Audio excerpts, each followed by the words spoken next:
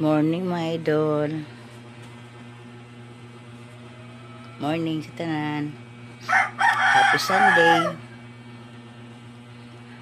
Dapat ang dadol. Simba dapat unta. Minggo karon. Pero nagipero mga idol. Na ako'y daghang isda na hinuran gahapon. Tungod sa minggo ang palit ron mga idol. Pero kere lang kay mas daghan ang tagi obligar na mga tagyadan na ako mga isda mga idol, mga pamilyado nasama sa nato nadahan na sa iban na mga daghan. Pero okay ra siguro nakasabot sa siguro na si Lord na di ko kasi barong Domingo ha o ibang mga Domingo na mga paabot mga idol.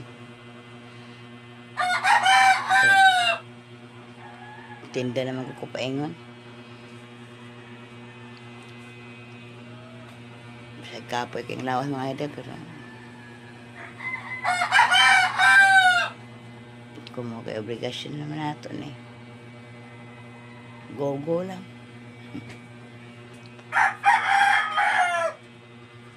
Mas daghan pa man ang kuan.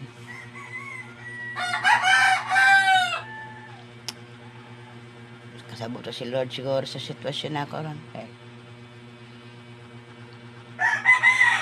Dapat unta, igahin para niya. Pero di mo na tumatagaan ko ng mga panahon mga idol. Namang time gid na. As mauna na ito ang atong sa atong pangnegosyo. Labi na akong natay daghang una-una na mga obligasyon sa kurang tubig mga idol. Kasabot na siguro si Lord sa tanan. Mahal na ako'y pangayoon niya. Lord na unta. Atag, gabaskog lang sa lawas gid mga idol. Kaya kung wala siya, wala siya, kunti mahimo. Di taka bukas sa itong mga kuan. Di taka bukas sa itong panadadlo mga idol ng mga buluhaton. Kung atong lawas, way condition. Siya lagi ang sandalan sa tanan mga idol. Hinahina lang sa kugpan kung tamahindan sa ko. Sige, ito na ko.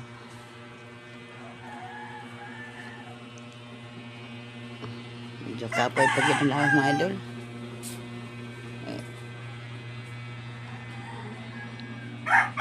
Labi na na. Sa maniging mga idol naglala kong lawas pero batay laing kapaingnan mga idol. Si Lord, hindi nalagyan ang sandalan na to sa tanan. Bye-bye.